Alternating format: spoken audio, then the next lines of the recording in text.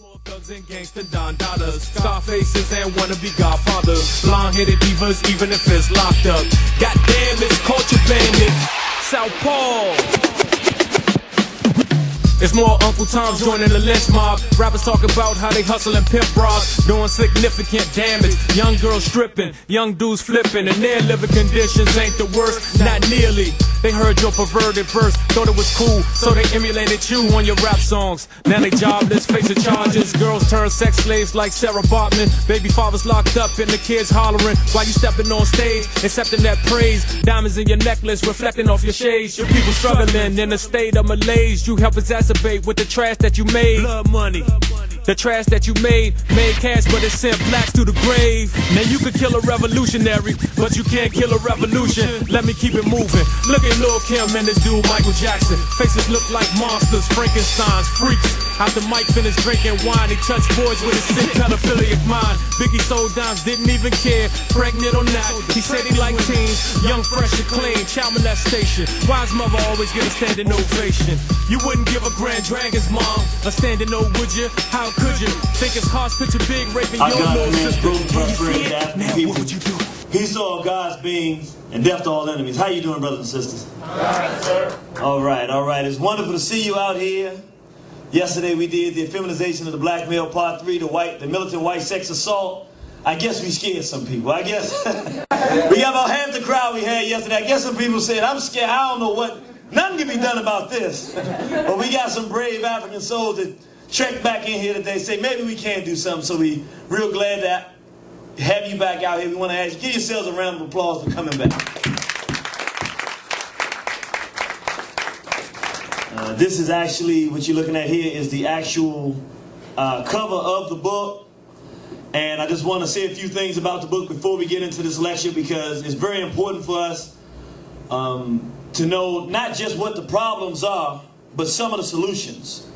This book primarily is a war horn. It counts and gives us the information to understand where the threat is coming from, what's going on, and it gives general concept the fact that we are in a war. It's some rough chapters for you. I know particularly for brothers and sisters who are Christians. I don't know, if you might have to skip that chapter, you might not. You might be able to make it through. It's a rocky road, but what's in there is truth. And the reason, usually when you're putting out a message, you got to put out about 60% because you don't want to overload people. But Bobby Wright, brilliant psychologist, he told us that there's a time when the threat is so great, it's so great that you got to give people more, because the threat is greater of the end result if you don't tell people what's going to happen and where you're going than if you do. So that's the spirit the book is written in. We talk straight, and it's the truth. And we try to go a little bit further than we would normally go, because we know it's a crisis time and a crisis situation. But when there are crisis situations and crisis problems, there's also these things that we call solutions. And so we've done, in this particular series, the Effeminization of the Black Male, we've done 3 parts. The first part deals with the origins of this misbehavior and how it came to be with black people. The second part deals with the political ramifications. As you look at that second video, it talks about how this type of misbehavior has impacted our movement as a people. The third one we just saw yesterday takes away our analysis more and shows the white sex offenders telling us what they intend to do. And we actually look at them from their point of view, what's coming. And so we've done all of that part of analysis, and now we need to talk about what can we do. I want you to understand, brothers and sisters, in all of our visual documentation, we always try to give some answers. All of the answers for what we can do to fix the race cannot be given today. There are going to be plenty of things that are going to be left out.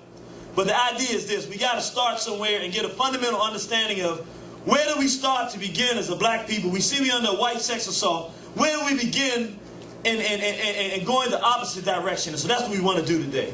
We also have another lecture called Steps to Freedom that talks about individual things black people can do on a daily basis to change the condition we're in individually and affect global change. So we have a lot of different ones, and this one in particular, we're going to try to focus in on the white sex offense. We're going to go a little broader than that because there's some things we need to do on a broader scale that will help us move forward. But we're really concentrating on this white sex thing. And if you've seen part 1, 2, and 3, I encourage people to watch those, because it's important to know what the threat is, so that when you start hearing the answers and the solutions, they make some sense. And so without any further ado, I want to go into this. I want to remind brothers and sisters out there, the only way we can do this, hey, you know what? I didn't think about this. One of the first things we can start doing, this is not part of the actual lecture, but you know, it'll certainly help. We need to stop stealing from each other. We got brothers and sisters out there that's bootlegging this material, making it much, much more difficult for us to do this work. Brother Black Unifier left his job about 10 years ago and completely dedicated 100% of his time to doing this work. The brother's a DJ. The brother's a filmer. He filmed weddings and things of that nature. Has all these skills. He can be making all the money in the world, but instead of going and doing that, he's put his time and energy to trying to save his race. And for doing that, the thanks we are getting from some of these Negroes is that they take the videos. They don't dub them and give them away. They take the videos, make copies, and sell them, and make money and put food on their own tables and take food off our tables. So we ask you, brothers and sisters, please try to support us. Let us know when you find out where the bootleggers are, who the thieves are in our community, so we can try to effect some change so we can continue to do this work. Want to get right into it. Brothers and sisters, before we can do anything physical to change things, we got to start with our minds. And I put this up here because it's critical, and I know people say, no, I want to know what I can do right now. The problem with that mentality is when you try to act and do something with the wrong mindset, you're going to always end up with the wrong solution. You don't know what your end goal is. You don't have a world perspective. All we're going to do is bump right into each other. And so the question is, well, what is the overall mindset that we need to have? And it's nothing new that we need to look at. I put these two brothers up here, the Honorable Marcus Mosiah Garvey, Kwame Nkrumah. I put them up here. We got one brother right here on the west and one brother in the east with the same mentality. And that mentality is a worldview that's called Pan-Africanism. And what that means is, in short, that as black people, no matter where we are in the world, if you're in Brazil, if you're in Venezuela, if you're in Paraguay, if you're in Iraq, if you're in England, if you're in America, if you're in Detroit, you're in New York, or you're in Louisiana, you are an African, you are a black person. And we have things that are in common. And we want to work with one another to effect change for all of us. Anything that happens to any of us affects all of us as a race of people. Now, just for clarification purposes, that does not mean all people. It means black people. Right. Pan-Africanism is not pan-everybodyism. Right. See, the pit bulls don't get together and say, it's dogism. No, it don't work that way. They work with pit bulls. Now, when the other chihuahuas come around, there might be a problem. But definitely when the cats come, it's a problem. With black people, we want to be able to love Asians, but ain't no Asians sitting around talking about what they're going to do for black people. Right. But we want to talk about what we can do. We want to love Hispanics, and I'm not saying that we have any reason to have a beef with them, but surely the Hispanic community has their issues of their own that they're going to focus on. They're not focusing on our issues. And we want to, most importantly, we want to love our very enemy that put us in this condition. Well, we've seen what that's gotten us, and it doesn't work. Pan-Africanism means black people are responsible for affecting change in our own race, and we should expect, based on history, nobody's going to help us do it but one another. That's right, bro. In saying that, this is one of the key things. We starting off with our thinking because it's critical. If our minds are not right, no matter which road we take, they say, if you don't know where you're going, any road will get you there. Right. But we want to get to the right road and build something for ourselves as a race of people. And there's something very critical. Do y'all remember we used to take those tests when we were younger? And they would say apple, pear, banana, and then they'll say lettuce. And you got to figure out which one don't fit. Yeah. It's very important because we're supposed to know where things fit. That's right. We got to be able, and right now as black people, we don't have any concept and construct where things fit. In other words, when we try to determine who is good for black people, we don't have a parameter. And so I want to introduce the idea or concept or just some thinking that's critical for us as we move forward. A good dividing line for us to say, is a black person good for us or not?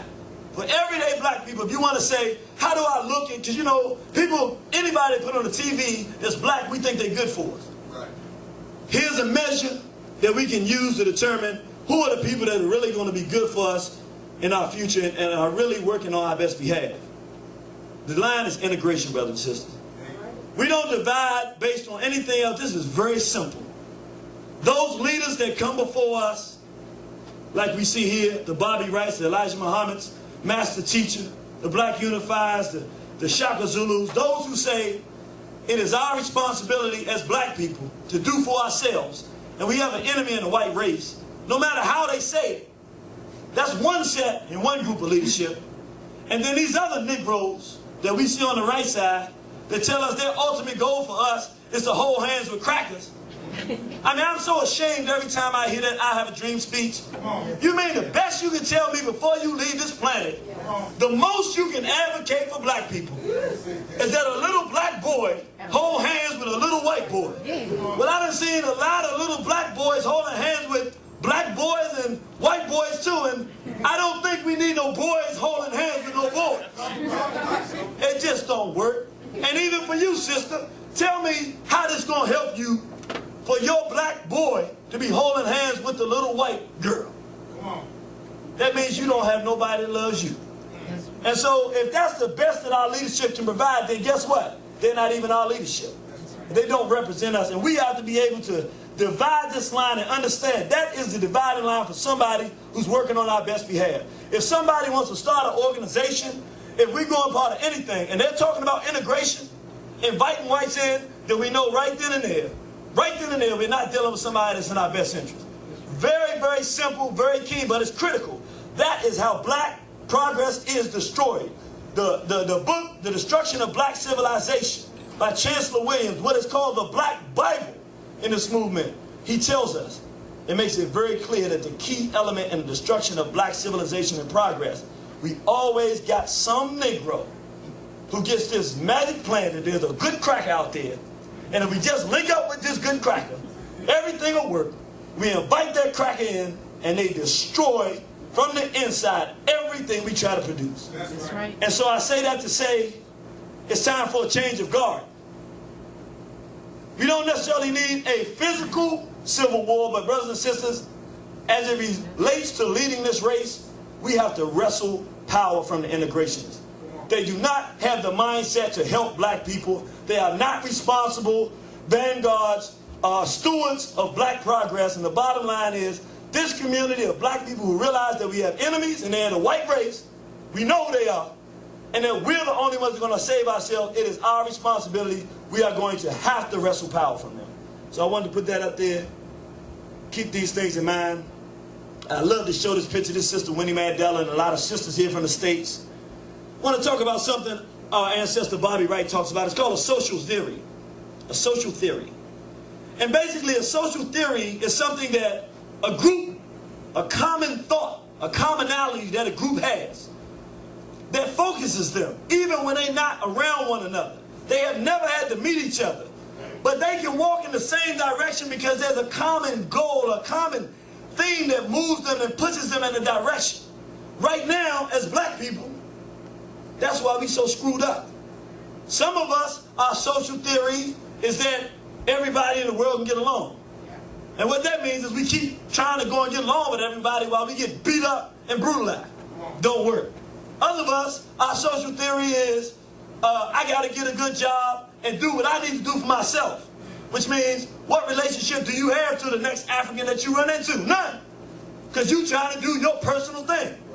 People don't operate like that. We talked about small hats yesterday. Their social theory for the small hat is that we are God's chosen people. We have a right to dominate, humiliate, and exploit everybody on this planet, and that's what we're going to do. That's their social theory, and no matter where you find them across the planet Earth, that's what they're doing. It don't matter who they're dealing with. Now, I'm not saying that should be our social theory, but I'm showing here social theory is something that links. It makes it easy for us to understand. Here we have Sister Winnie Mandela fighting a real physical war in South Africa. I believe she was destined to be the one who overthrew that system. But through not having a social theory construct for all African people, and people pulling out on all different directions, from Christianity to integration, and pulling that revolution that was supposed to happen, forget it, get rid of apartheid, get rid of the apartheider, and take Africa back for yourself. It didn't happen.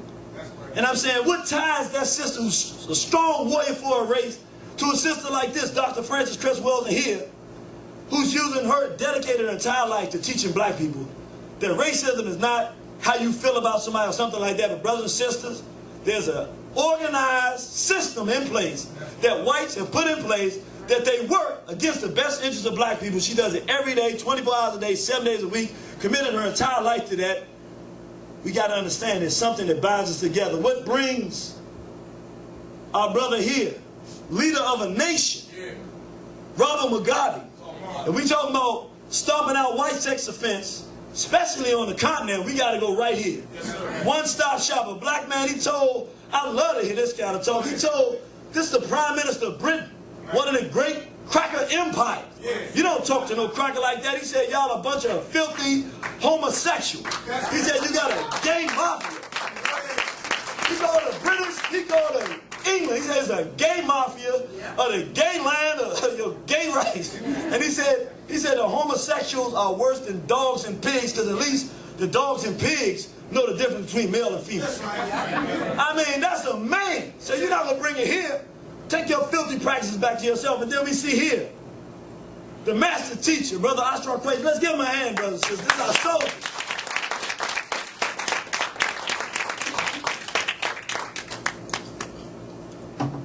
You know, I got a special place in my heart for this brother here. This is my Baba here. My father here, my spiritual father. This black man left his good government job, left his good job years ago.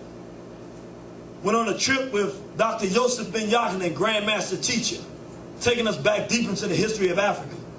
Began to learn about the history of his people and dropped everything else in his life and said, from this point forevermore, I'm going to live my life to educate black people.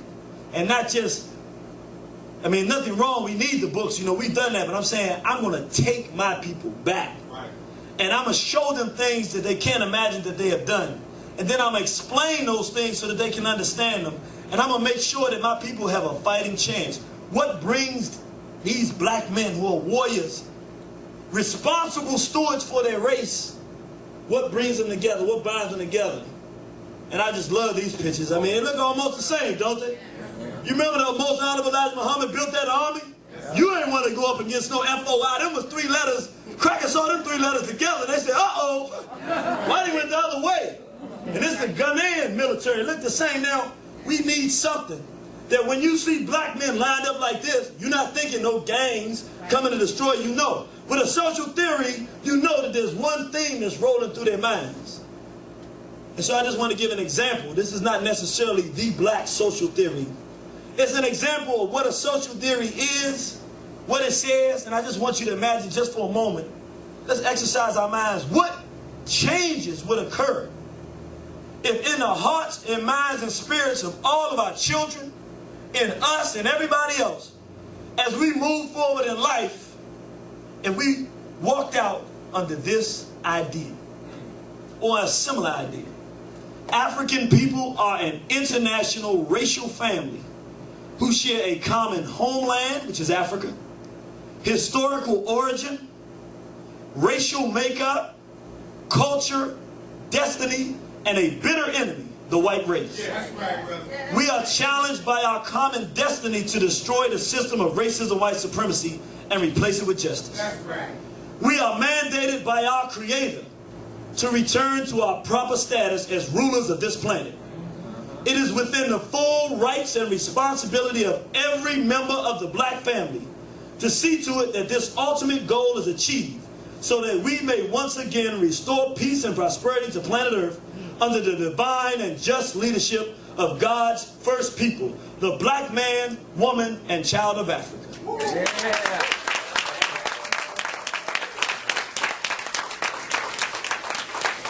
Brothers and sisters, if we got something like this into our mind, and in every area of our people activity, this was what was driving us, we can't lose. How you gonna beat the black man and the black woman together? You can't do that. So we're gonna move on. We're gonna go through this. We're gonna move kind of fast. We do some things just to give some ideas. But in starting out, saying how are we gonna fight this militant white sex assault? We just said we got to get our minds right and have a common goals and aims. One of the most important things, brothers, is education.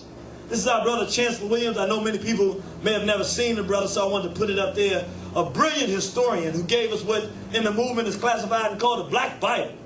the destruction of black civilization.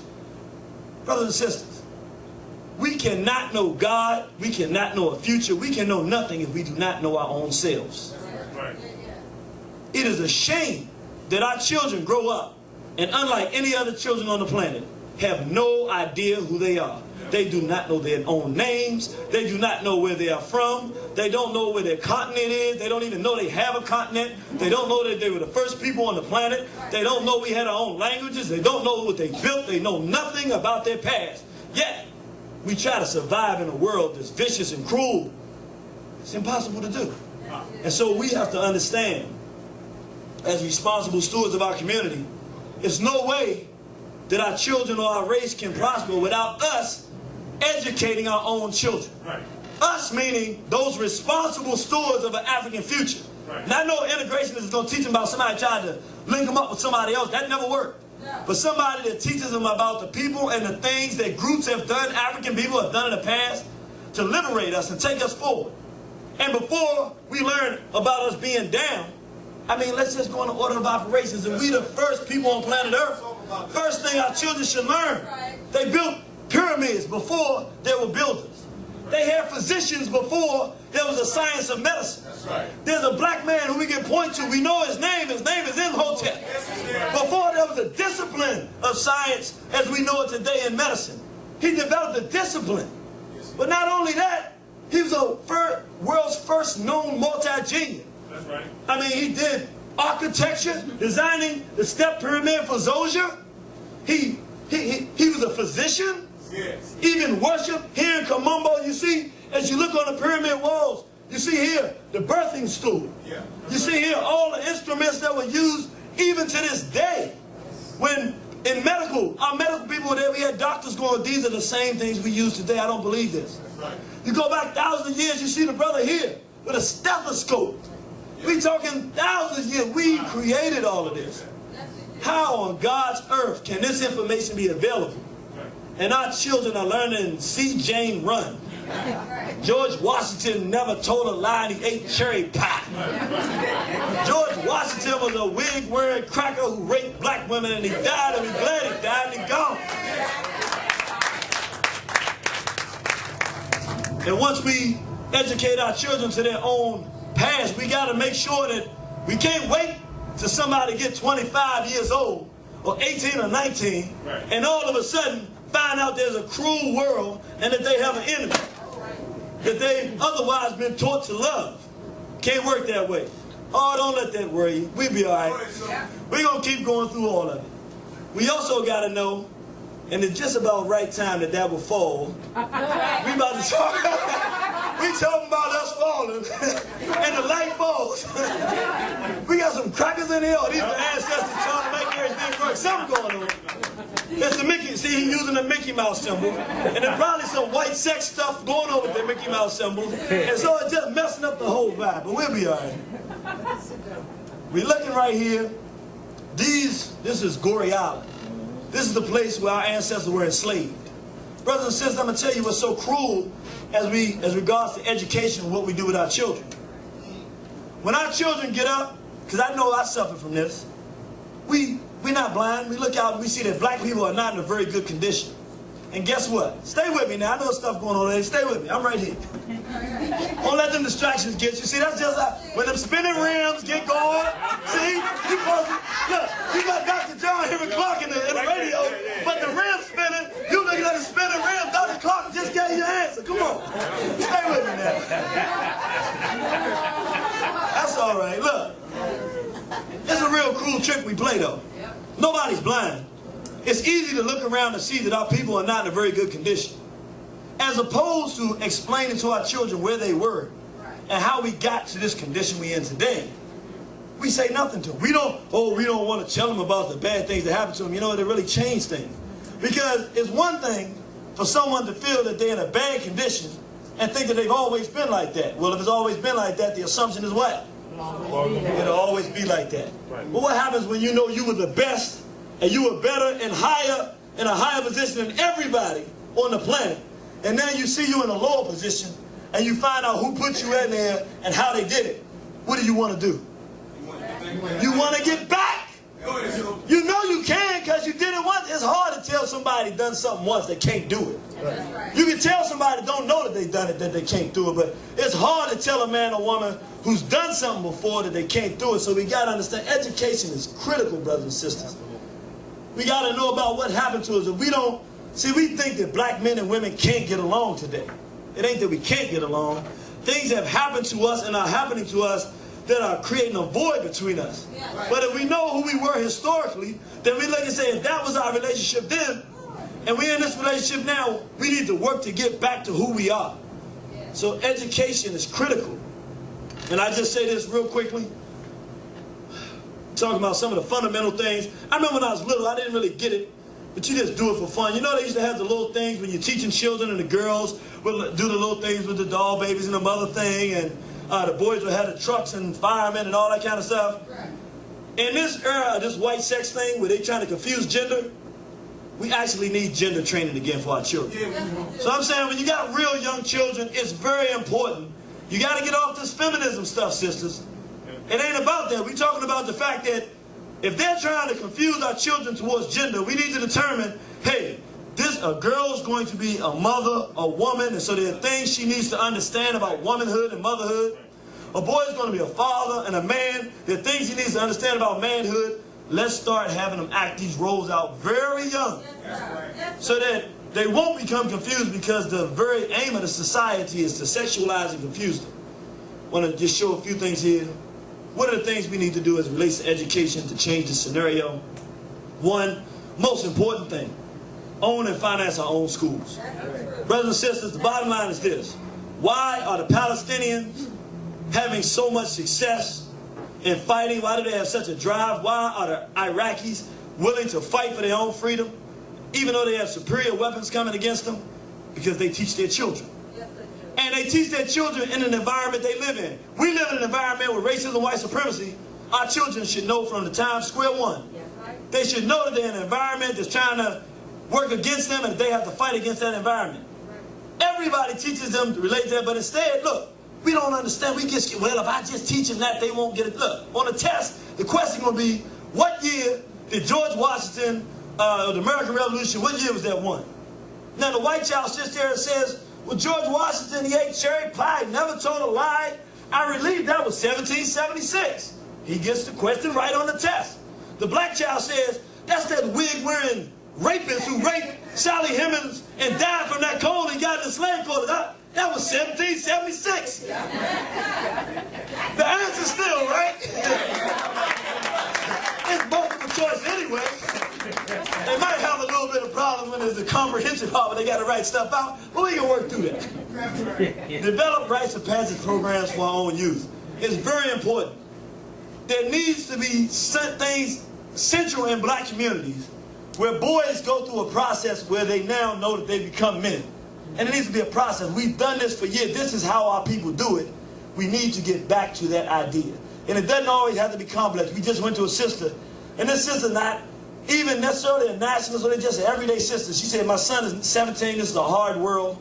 She put some things together, a black pledge, and then she asked PKB to come out and open up for and MC the program. And it's just a young, everyday 17-year-old brother out here whose mother loves him. And she said, tell him about African and who we are as a people, brother, and just help us with this program. And I said, man, you know, sometimes we get so consumed with the big picture, right, we miss the little small things that are really practical that we can do. She just rented out a little place, got all his family and friends and everybody to come. He didn't want to do it at first. Next thing you know, he invited all his friends. It was a beautiful thing, right, something real simple. Our girls need the same thing. You go from a time of being a girl into womanhood. What are all the things that sisters need to let them know so that they can know that they're going from that process, instead of us just coming up in this society and being let loose like that, and we know what this society has to offer for us. It doesn't work. Develop our own independent curriculum. Just one thing to say, what good is a black school and all black teachers and a black administrator if we teaching out the same book and teaching the same thing the crackers was teaching? That don't do us no good. We need to develop those things for ourselves. Use our homes as educational vehicles again. Children used to come home, mother, father, whole family, sit down at the table, and you were getting educated all the time. You talked about what went on. The learning process was always continuous. Create innovative means for educating ourselves and our children. in the time when we don't own and finance our own schools, this is where we focus. What is Positive Kinetic Vision? It's a creative means for educating black people. We don't have to have no school books. Hey, we African people, we can improvise. Just make it work. Find a way to get the message out. Find a way to educate people and tell them what the right thing to do, what direction they should go. Put things in their mind to help them live right and help us move the right direction. We can do this. We are creative people. Teach black children about racism and white supremacy at every stage of that. We talked about that. And this last one's real important. Teach black children that the only acceptable intimate relationship between a consenting man and woman, anything else is white sex perversion. I'm going to tell you why I say we have to teach our children this. Normally, I would say, you don't teach a child about sex at all. You don't even mention that, it's a time, the child gets a certain age, you got to do it. This is the problem. But says we cannot avoid it. It's everywhere. And before somebody comes to them and tells them two boys supposed to be together, right, we got to find, we don't have to teach them about the actual act of sex, but we got to instill in them that a boy is for a girl and a girl is for a boy. As adults, we got to do that because, unfortunately, they're going to get hit with it. And before they become confused, we should explain it to them. So when they see two females together, they go, well, why is Auntie such and such with that? Well, she's sick. Yeah. She's with a lady. What's wrong? She's sick. Yeah. And until she gets better, you can't be around her. Now, you ain't got to go much further than that. Right. But the child knows that a woman with a woman is sick. Right. And I don't want to be sick when I get older. I want to be healthy, and that's good enough for everybody. It ain't that hard.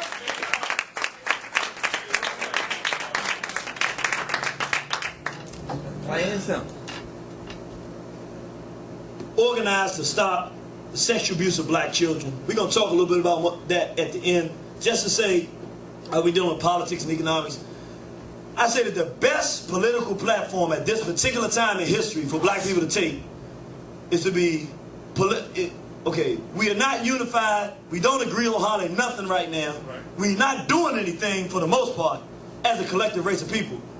Most important thing we can focus on is securing a future, and the future is in our children. If we organize to stop the sexual abuse of children, first of all, our children will appreciate it. It's something that we won't have to argue on. How many black people are going to actually tell you that they think children should be sexually abused? Right. Even if they feel that way, we still got enough in us that that's something everybody can agree on. And if we do it right, if we actually put a dent in this thing, I tell you the strange thing that will happen. The whole entire world will begin to respect us again. Despite all the negative media, despite everything, this is what we don't realize. This European has been almost every square inch of the planet Earth. He's created sexual abuse in Southeast Asia. 60,000 children in the Philippines are child sexual slaves. Do you realize that if the rest of the world saw that black people went out and said, we're going to stop sexual abuse of our children, and we actually start doing it, they will forget everything the cracker told them bad about black people and say, you know what? I don't like them because I've been taught not to. One thing you got to say to them, don't let nobody mess with their children. We need to stop being quiet and deal with the problem at our house too. We would gain the respect of the world with just one idea. We would just one idea. African nations, you need to ban homosexuality, pedophilia, and pornography, and the hat hop. It's going to kill your society if you don't. We're going to deal with that as we go on. Develop African-centered communities in America. We need to start really considering the fact that one thing that makes it more difficult for us to maneuver in the society, we don't have a place that's just like Black Wall Street and just like Rosewood, where you got black people and black homes, black businesses, and black ideas, and black control. So we don't feel like we have any power anywhere. We got to start getting back to that. And we can do it. We have the resources. Now it's time to have the mentality. We got the developers, we got the money, we got the builders. We just don't have the social construct. We talked about our independent schools, destroy the hat hop culture in America and internationally by exposing small hats. This is the thing, brothers and sisters. I know you say, why do you pick the small hats out of all the Europeans? Because if we talk about politics and political movement, throughout the course of history, I mean, it's amazing what you find out when you unravel the veil of history. Things become clear. The one group of Europeans, more than any other, from my study, that always are preventing black political agendas from being achieved are the small hats. The Balky case, where we were getting funds for black people during the 60s or 70s. The small hats stepped in and stopped that. The Ocean Hill, Brownsville, we talking about education. Black community control. The mayor of New York at the time, it's in the 70s, the mayor of New York was a white Anglo. He said, let the black people have their own community schools and control it. They all had the same control of their schools that white parents have in the suburbs. Who cares? Guess who jumps in and says, no, black students can't be taught by black teachers. Because what happened once the community got control of the schools, they saw that the small hats in the school system were teaching the Hispanics that the blacks were their enemies. And the blacks said the Hispanics were their enemies. And the children were just having poor grades and weren't doing anything. As soon as the community took in, they got rid of them teachers, brought in some black teachers. They started learning about Malcolm X. They started learning about things. They were vibrant. The grades went up. Everything worked. And the small hats said, cut it. And it's a battle we lost. We couldn't afford to lose that battle. That's why we're here today. Throughout history, guess who makes up the N-word? Who made up the small hats made up the N-word. And now, every time we look around through entertainment, they're the ones, whether it was Richard Pryor, small hats putting them on, putting that N-word back into our community. Jerry Heller, who was the manager of NWA, Ends with Attitudes, who brought the N-word back. Or even to this very day, we see the brother, the Boondocks. Who's that brother? Aaron McGruder. Didn't have no show until he decided it was cool to call black people the N-word. Now he on TV, Ends and holes and bees and this. Said these hats, they like roaches. They like roaches in a cereal box. It's like you gotta throw the box away. They, you know, and I mean throughout Marcus Mosiah Garvey. Marcus Garvey had black people. We had a social theory. Up, you mighty race, you can accomplish what you will. One aim, one God, one destiny. If you all throughout the world, the Negro world, everybody's reading the same thing. We were all marching towards liberation. Judge Julian Mack, a small hat who was in the NAACP, high-ranking official, was the judge on Marcus Garvey's trial. The prosecuting attorney, another small hat, who found him guilty and got him deported. So much for black progress. Jump in with Du Bois and these other veritable cornucopia of Negro, cracker-loving Negroes. Racial progress stopped right there. I mean, every time down the line, brothers and sisters, so right now, the whole hat hop industry, not to mention they financed and created and started the slave trade. Even now, we look at the hat hop industry. Totally dominated, control. I'm not going to keep going. We saw what they doing yesterday. So we say, what's the answer? Brothers and sisters, it's not that difficult. We got the internet now. We have means.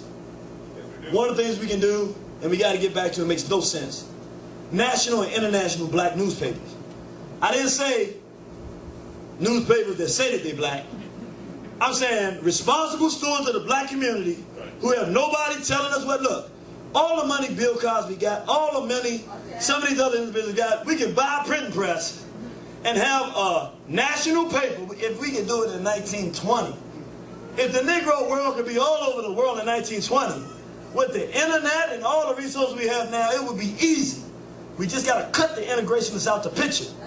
And put together, we would all be moving on the same, and we could expose what the small hats are doing. National and international black radio program. You know, it might seem like those things are small, but when I grew up, part of my conditioning, thanks to my mother, I listened to WOL. And at the time, I mean, I remember Kathy Hughes calling whites crackers, and look, I can tell you right now, I remember the day I'm sitting down listening to Dick Gregory talk about the World Health Organization was taking the children in Atlanta, the Atlanta child murders, and was taking the children and cutting out their parts to do testing for cancer research. And so I'm as a child, and I'm a little child going around, man, there's some real wicked things going on. People are destroying us. That's just through radio. And I can just sit there and I'm being entertained, but I'm being taught and trained to be entertained by things that will stimulate my mind. And it will make me have even a greater love and feel a greater need to do something for my people. These are very important. Right now you got brothers and sisters using the internet, which is a great way to expose information to people. And what I'm saying, brothers and sisters, we got to go back and take some of these airways back. We have to do it. We can get our message out just like everybody else does. National and international black television programming. Look. Look. Look. The homos got logo. G4. HBO. Cinemax. Showtime. Comedy Central. You telling me the white sex community individuals whose idea is to sexualize children and to promote sexual degeneracy can own all the airways. And we don't have enough oomph, or whatever you want to call it, in our soul to go out there and see to it that our position is pushed throughout the world. You telling me that Zimbabwe on their national TV, instead of watching queer-ass folk, couldn't be having this in right now? All the people sitting down watching the master teacher, or watching Dr. Joseph Ben Yakinen, or watching The Great and Mighty Walk by Dr. John Henry Clark? When do we decide we're going to take control of something, and if it's not openly available for us to get it, let's make it available. We can do whatever it is we choose to do. We got to have a mind to do it. I want to say this, brothers and sisters, as it relates to the media. We're talking about politics. I intended to do it just to show an example. I didn't do it. Sorry about that. But I'm putting up here the Federal Communications Commission. This is the FCC, Enforcement Bureau. Here you see, for anybody listening that can't see, you send it to the Enforcement Bureau, Investigations and Hearings Division, room 4C330, 445 12th Street, Southwest, Washington, D.C., 20554. What am I saying with this? We got to start getting creative. They're aggressively sexualizing children. There's even crackers in this country that wouldn't like that idea.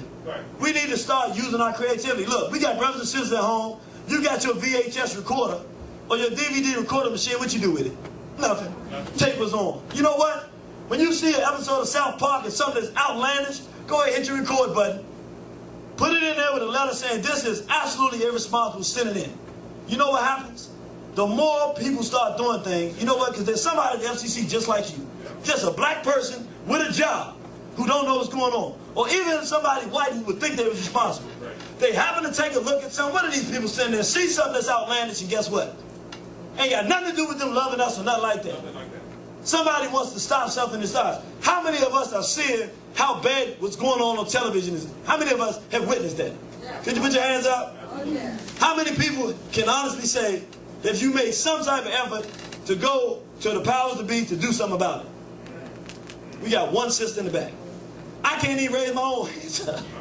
And I'm over here saying we need to do it. Hey, it ain't that hard. There's somebody out there, as a matter of fact, who's hearing this message, who this is what they're going to decide they're going to do. They're going to get this filth off TV. Go about. That's one way, place to go. If it's other places, you got to go, but find methods to do it. We can get some of this stuff off.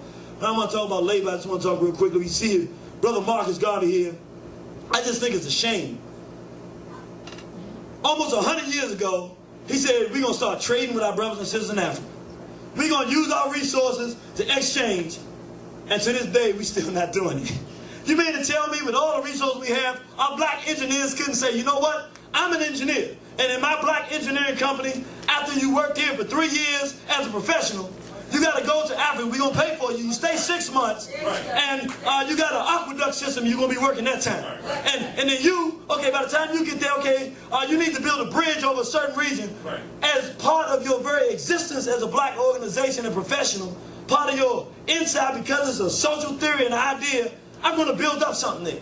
When do our medical people say, we're medical people, we got to have our own black hospital, and the idea is we're going to go over to Africa and build hospitals. So after you've been a doctor here for 8 years or 5 years, you got to go to Africa for a year. You can take your family if you want. We set up schools there that both the African brothers and sisters there can go to and the brothers and sisters here can go to, and we build that up there. What are we doing? What is a professional if it does not relate to the community? They're nobody. What is a professional in a black professional if it has no impact on the black race? It's a slave. So I want to say, brothers and sisters, use our labor resources to become self-sufficient. Use your positions of power to ward off white sex. I got to say this. It's going to sound, it's going to sound a little mean, but let me tell you like this. When they get positions of power on the job, they're going to hire white sex offenders, and they're going to abuse you when they realize you don't like it. We got to start being the same way. Look, if I'm a supervisor, and there's a brother and a white sex offender, that's what I'm weighing. I can't say that, but guess who's going to get the promotion? Because we got to have high IQ to have power. Believe me, if you never experienced it, just take my word for it. You don't want no white sex offender to have a power in a situation. Especially when it comes between you and a white sex offender. I don't care how black their skin is. When it comes down to pick a side, you're going to always get scarred. Want to say one more thing. We got to wrestle power from the Negro on the workplace, because the Negroes can't help the race. And I'm saying this to the brothers and sisters who is having a lot. Y'all know what I'm talking about. Yeah. You on a job because you're a nationalist particularly, or because you just know what's going on, you keen, you understand it, you rise to the ranks. Ain't that they like you, you're just the best qualified. But you don't like the cracker. So when the cracker comes to you because you're the best qualified to take the new position, you know what you say? If I take that position, I got to deal with more crackers. Right. No, we can't turn down power. If we get more power, then we can use more of that power we get to hire, to take things our direction. A lot of times we walk away from opportunities to make control because we ain't thinking like that. We got to stop thinking like that. It's war. And at every chance and opportunity at war, when we have an opportunity to get in a position where we can affect change, we got to stop thinking about our own personal preferences. Yeah. What works best for the race, we got to become aggressive with this, because that's what they do. Race first. Race first. And right here I say build up Africa as our home front. We're going to say that again. We're going to end with that, so I'm not going to talk about that here. Y'all all right? Yes, sir. All right. Talk about law real quick, brothers and sisters. We're not going to be long. We're going to be strong. And I put this picture up here because I'm going to say something to brothers. And I really thought about it long and hard. And I said, you know, sometimes you got to sacrifice. It's going to be real hard to say, because I know that there are going to be some lives that's going to be lost behind this. Because it's like the bully in school. The first time he comes, if it's your first day at school and he try to be a bully and mess with you, if you tell him no then, if you fight him then, you're not going to have a lot of problems with him. But once he goes through a whole semester getting used to abusing you, you got a whole another semester there. One fight ain't going to do it. You're going to be fighting him because he's used to abusing you. Right. Well, brothers and sisters, and brothers, I'm talking to my brothers now. I love you, sisters, but I got to talk to my brothers. Look, there's no reason for a white male to be checking the anal cavity of no black man. That's right. And say, oh, wait, hold on. Before I hold on. Now, some brothers out there, y'all watching this tape, and he trying to use it as an excuse not to do the prostate cancer thing. No, the sister's right, brother. No, don't try to, you know, brothers use you against yourself. No, brother, you can't use me like that. No, listen. The sisters are right. We need you healthy because we got to fight this battle. I ain't talking about that. Yeah. Y'all know what I'm talking about, though. These strip search things, they doing it. Look, brothers. And I know that this is real because it means we bucking authority. But you know what? Our authority is God. That's right. And our God is black. And our God ain't got no room for nobody. Look, the basic strip search, I guess if you go to jail or whatever, that's what happens. You know, you take your clothes off, walk through. But I tell you what, we got to start saying no to bending over, brother. Yeah, that's right. And I know what that means is that there's some brother that hears this message and say, I've been feeling that way anyway. And they always got us bending over. And I'm going to say no. And I have to be honest with you. You're going to suffer, bro. Because the first time you tell that cracker no, you don't want to hear that. You ain't going to have nobody on your side. Yeah. Right. And it might be me in the street and they say bend over. I'm not bending over. That's right. But brothers, we can't change racism, white supremacy overnight. That's right. But we can't let white law get so powerful that it just makes us ungodly. We can get beat up a little bit, but we used to say bend, don't break, don't bend no more. If you're wrong and you got to go to jail, you go to jail, but you don't bend over. Right. You don't bend over and nobody, we got to stop this stuff. And I really think, I know a lot of people don't understand, the sisters probably don't know what I'm talking about. I know there's brothers suffering it because I know what that type of, I've been through it. I know what it does to the soul. And brothers, we can stop that now. And we can stop it by just saying no and not tolerating it. And if we all do it, and we do it enough, they'll just change their law.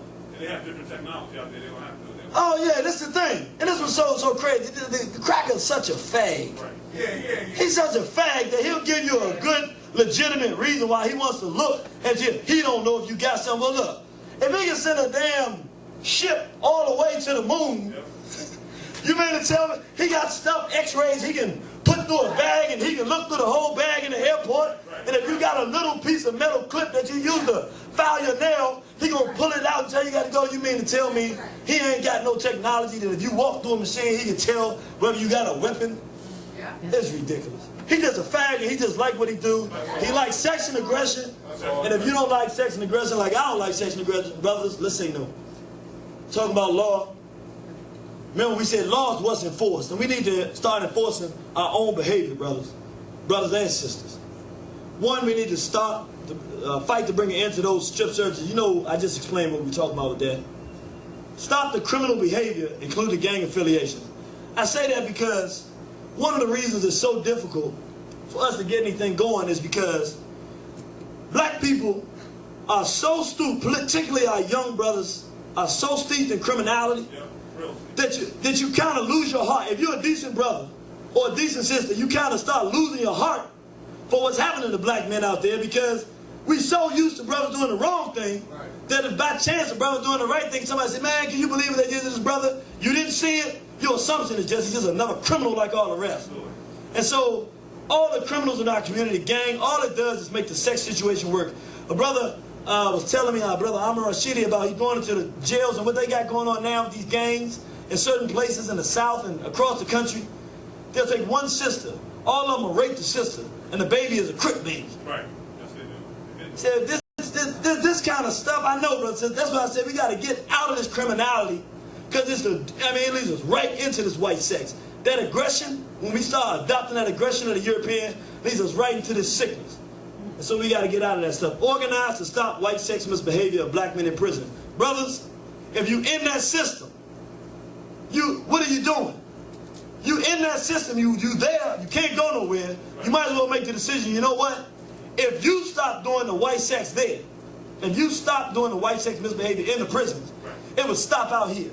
Matter of fact, instead of looking at the next young brother that comes into prison as a sexual object and an opportunity for sexual conquest, what you should do, since you can't come back out here and help us, you locked away in a cage, you should say, if a black man comes into this system, we're going to get him cleaner, stronger, meaner, smarter than any other. He'll never want to come back. He's going to work harder. He's going to read more. We're going to make him teach. And guess what? That's right. If you did that enough, if you said we're going to make sure when you go out in that society, you're going to get that crack of hell. You know that what he'll start doing? When your time to give you a sentence, and he starts seeing that all his problems are coming from these strong soldiers walking out of this black male manufacturing plant as opposed to a feminization manufacturing plant, he's going to start lessening them sentences. He's going to stop sending you so quick. Oh, you stole a car? Well, let me send you over to this place because he don't want you going in there because them brothers in there going to straighten you up. Straighten our brothers up instead of bending them over. Stop the patting. This is a small one. Stop the patting on behind the sports. It's real small, but it comes from Greece. And we talking about everything else, and it's just one of those extra things we don't need to see, It's become harmless in the minds of many of us, but you know what? Black men don't have, historically that I know of, no precedent for smacking no males in the behinds. Let's leave the European stuff to the Europeans. Earrings and the tattoos. Look, I know it's all kind of reasons, but we used to do that in Africa. Yeah, well, look, this is all I'm saying. Right now, brothers and sisters, right now, our children and nobody else needs to see black men with earrings. That's right. Earrings are for women. And that's what this society and this world looks at. And when you put them on, that's what we see. That's what we see. Let's bring the black manhood back. Let's stop writing on our bodies, brothers and sisters. Let's start getting back to being black people who are proud, productive, and feel good about ourselves and treat ourselves right. Get into our children's lives. Brothers, if the brothers were in our children's lives more, we wouldn't have the pedophiles on our children as much. Because when there's a child is protected, the pedophile takes a little more care and caution than when the child is not protected. We've got to realize, brothers, it's our responsibility and sisters to protect our children. And it's good to have a black male in the life of children so that we can try to prevent this stuff. Brothers, it's another one I got to say. We got to do it. Push the transvestites and the cross-dressers out of our community. Look. Okay, we know this is America, we know what the rules are, but look, we can't follow all the rules. We can't have white sex offending freaks, men dressed like women, on our corners right in front of everybody. That's the message with that is that we don't care nothing about our community. Anytime we say, brothers, I don't tell you how to do it. All I'm saying is, we don't want no more dudes just like females. If they sick, they need to be in the hospital. They don't need to be on our corners and walking around our communities, invading our spirits, our mind, and possibly doing harm to people and our children. And U.S. law, as it relates to that, push to have the adoption of black children banned by homosexuals. These homosexuals are adopting our children left and right. The reality of it is, brothers and sisters, if we're serious about changing this white sex offender thing, ain't no way in the world we can be giving our future to homosexuals and expect that we're going to win this.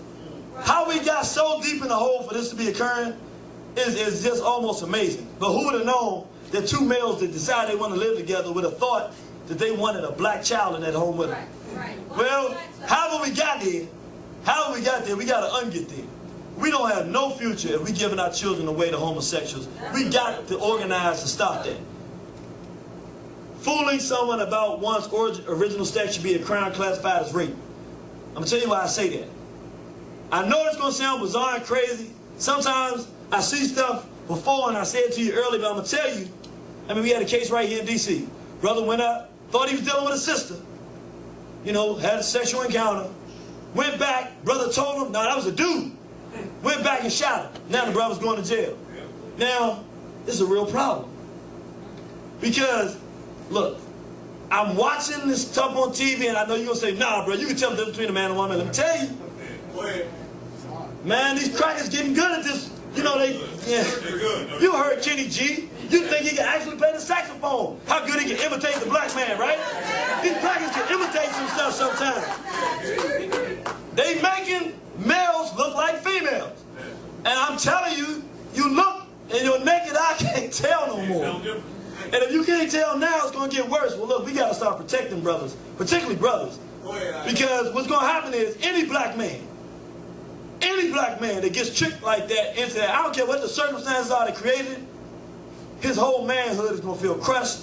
He's been forced into a homosexual situation. He didn't do it, and he's going to want to respond. He should not be held accountable for what he does if somebody does that. Let's get on top of it. Let's try to push, because the reality of it, that's a form of rape.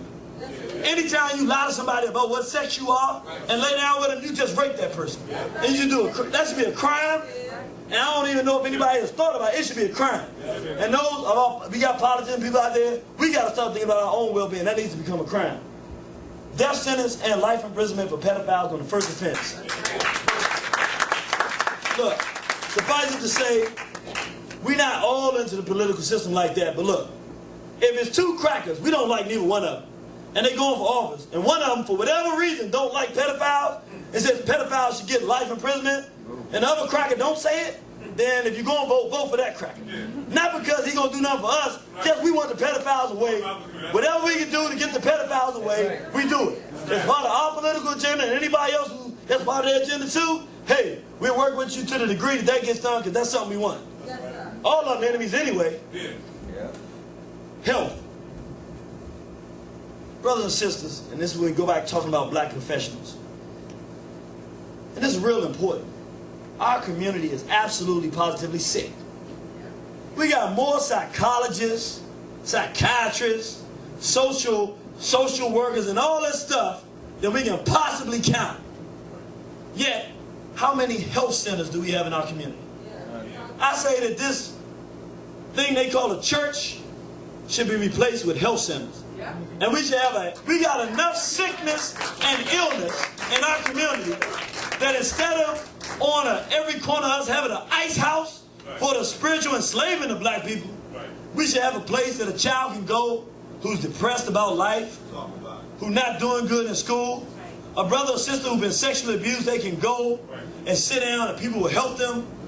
We should have places, and we need them just like, you know how you see 4 or 5 different churches there? We need 4 or 5 different health, and we got enough professionals, but you know what they're doing? They're in the system, working for whites, not talking to each other about what's in the best interest of black people, and doing nothing to service our community. We got issues about color complexion, feeling bad about the complexion we are. We got black people. Do you know we got children out here who wish they could be white, who use dye cream on their faces, bleaching their skin, blonding their hair, solely because they hate themselves. You know, they don't have nowhere they can walk in and sit down and somebody can say, oh, you're beautiful, let me show you. We got people that are trained and are trained to do this, but it's not having any impact on our people. The professionals have got to get together under a social theory and begin to operate in the best interest of the black community. So I say, white sex must be identified by black health professionals as a sickness that is unhealthy for African people. See, this is the problem. The way that the whites have the health system set up, it's healthy to be homosexual. Right. The unhealthy thing is to be homophobic. You have a disease, and it needs to be cured. That's how they have it set up. We can't work inside of their system and think we're going to help us. That's their system. Our professionals need to have black health standards. Man, what? You telling me we couldn't walk up to a chart and say sexual abuse, and then you know how to get them little boxes, then another thing leans down and says it can lead to depression, it can lead to this, it can lead to that, and then go down in the box and say, and you start seeing all the things that can happen if this happens, and you go, wow. And then on this side it says how you can help yourself, and these are things you can. I mean, our professionals could develop that. I mean, those are things we should have that everywhere we go. We should have standards for black health, what we should eat, how we should talk to one another, what we should do in time of crisis. All that we have people trying to do it, but they're not doing it. Black psychologists and psychologists must develop black wellness practices. And those practices must be developed in such a way that they can be incorporated into our everyday lives. When we go to a black school, it should just be part of the framework of a black school that the health counselor or whatever has the black health standards for black people. So that all around the school, when you walk down the hall, if it's a black school, what color people should be on the wall? Black people. What color professionals should be on the walls as they walking through? What kind of heroes and sheroes should they be looking at? It ain't that hard, is it? All the issues, if we know that we have issues of complexion, you mean to tell me we could have a classroom discussion for the children as an exercise to go through all of the great people in black history, and we couldn't have thought to put a bunch of dark skin, a bunch of brown skin, and a bunch of light skin all together and say all of them have been major contributors to the race, and say, oh, you know what my mother did for me? She was my black health counselor. I was probably about 5 years old. I'll never forget. And I live in Washington, D.C., and I don't know how many of you know, it's a big thing about a red bone, and you black this, that, and the other. Oh, it's a big thing. A cancerous thing here. And I never forget, I came home, I was in the first grade, I was 5 years old. I said, Mom, yeah, Black Kelly this, I don't like Black Kelly.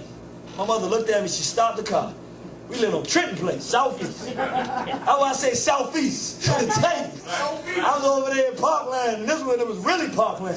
Yeah. And we came home, I looked at my mother, I said the Black Kelly thing, she stopped the car, I never forget it. She sat there, I guess she was thinking. And you know, my mother was my God. If she said it, I believed it was true. Right. My mother looked at me and said, Ayo. Because I said, you know, he blacker than, she said, why don't you like Black Kelly? Because he blacker than everybody else. So my mother, she said, you can't be blacker than anyone. We all black. But black people come in different shades. We all have shades. You have a shade, other people, but we all part of a race called black people. And all those shades are beautiful. Wow. Now, I want you to understand, I didn't question what she was saying. It's my mother. I thought that I must have had something wrong. Right. Now I had the new thing and I had it right. I never got caught up into that color complexion thing from that point because my mother was my health counselor. Wow. Were you telling me that we couldn't fix this problem? Yeah, give my mother a round of applause. Ain't she beautiful? That's why I'm the irritated lady of Southeast. And I know I said it, but I do want to stress this point, brother and sister. Yeah, I know. I'm going to go back one more time. I really want to, I know I said it, but I want to say it again. There's countless brothers and sisters out here, brothers and sisters, dark-skinned brothers and sisters, who are suffering for no other reason than the beauty that they have that original complexion of our ancestors, that they're getting brutalized because of it. If nothing else, black health professionals fix that problem. It's been around since before Garvey. You mean to tell me we're going 100 years and we haven't fixed the color complexion problem? If you're a black health professional, you say, you know what? You're right. We got to come together and fix that. We're one race of people. Right. We're all beautiful. We're strong. We're going to defeat our enemies, and we can't do it looking at the cream of the crop, the essence of black, and hate it. Do that for us. Talk about entertainment. Do it. Picture worth 1,000 words? How many pictures? 1, 2, 3, 4, 5. That's 5,000 words. One, because of how vicious the media is. When I was coming up, it was the Incredible Hulk, Bruce Banner, you know, Turner, Sigmund the Sea Monster. They might have had some messages in them, but It wasn't this, bro. You know, it wasn't one of the shows in South Park. Right. Brothers and sisters, it's important. I would tell every parent, especially if you have a child under 12, watch a show at least one time before you let your child watch it. If it's a child, you gotta do it, because they not hitting your child with basic stuff. They are sexualizing one show. They will show, we just saw a homosexual orgies of white males yesterday on TV in the cartoon. Did we not, brothers and sisters? Just that one show has done something to your child, has introduced child pornography to your child and done something damage. So bottom line is, I'm saying, it's so destructive, we got to start monitoring this stuff. And once again, our black health professionals, when they come into the schools, you have a list of programs and shows the children shouldn't be watching. Right. Curb the appetite for head hop, books, magazine, and juvies. Look, I know that's a hard one. Because I talk to brothers all the time, and they down with everything. And I say, hey, you know, hip-hop is killing us. Ho, ho, ho, ho. I am hip. I was talking to a brother I play basketball. It's my man. We were talking, we balling. You know, after I try to sneak some stuff in on him. You can't come too hard.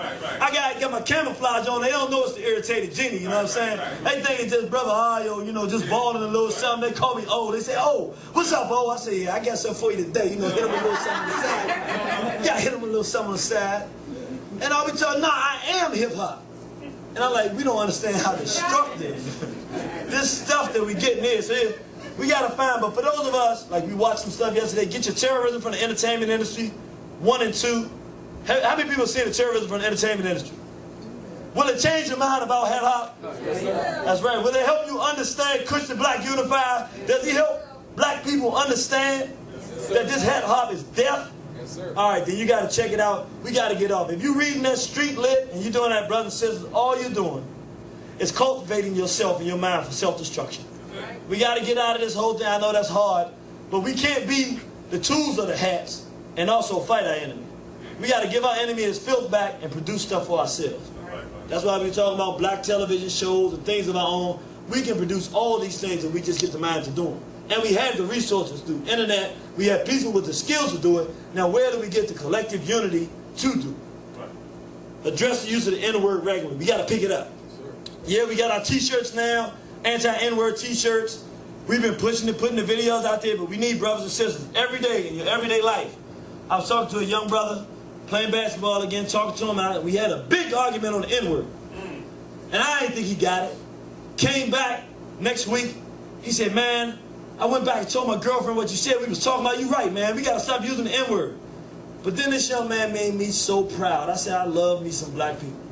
He ain't never heard nothing before. But during the course of the conversation, I said, you know, many of our ancestors were killed because they wouldn't let nobody use that word. And because he trusts me, he just believed me. Just so happened, he's in the military. An Asian came up and used the N-word. And maybe the conversation must impact. He said, I told him, I said, no, you can't use that word. And the guy said, no, I'm cool. He said, you cool, but you can't use that. A bunch of my ancestors died, so that word will stop being used. You will stop using it. Yeah. And then he said, so I made him stop using it. He said, man, but the brothers started getting mad at me. And I said, man, y'all should be on my side. And I said, you know, let's get our brother a day. Let's get a day around the applause. That's how we're supposed to do it. You don't just get a message and find out what's right, and you do what's right. We got to push it. We got to get more aggressive. So in your conversation, we got to do it more frequently. If you're doing it now, do it more frequently. If you're not doing it, when you hear that N-word being used, say something. Let's be repetitive. Let's start getting aggressive with our position. That's right. Especially that Aaron Magruder, I'm sorry, I already said it. Somebody needs to get the message to Aaron Magruder.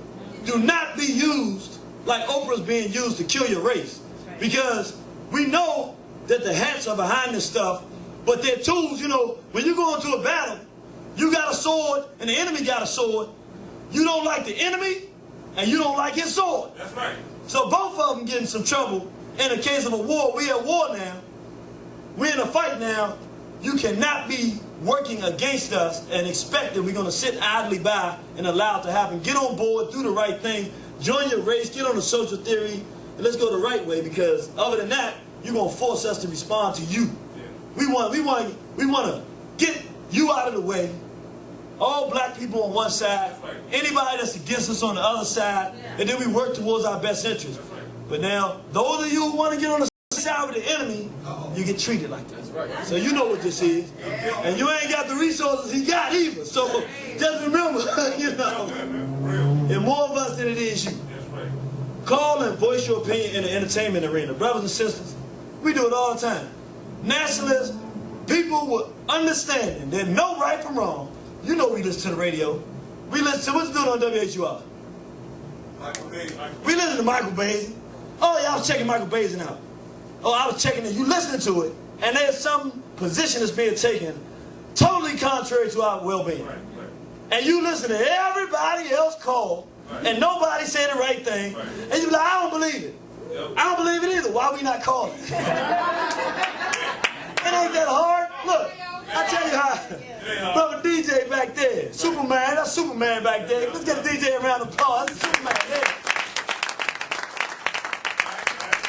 The winner, Kalonji, the winner. Brothers, they listen to the radio up in Morgan State. They listen all the time. And they start talking about hat hopping, how wonderful it is. He said one day he picked up the phone. This stuff is killing us. They start going and doing that thing he do, that PKV talk. He said the whole rest of the day people call up, yeah, this stuff is destructive. Yeah, we call it. Look, our people are looking for permission to do what's right, but they don't know that there's anybody else there to do it right, so they feel like they're by themselves. Look, your voice makes a difference. It really does. Use it, and use it frequently. We're leaders. Once we get into the know and the knowledge of self and understand that there's issues out here, we got to take that understanding and, as best we can, begin to work in our own best interest. I want to say this one caveat. Be careful with that. Because some brothers and sisters say, they get this message and they say, I'm going to go to my job tomorrow. Wait a minute.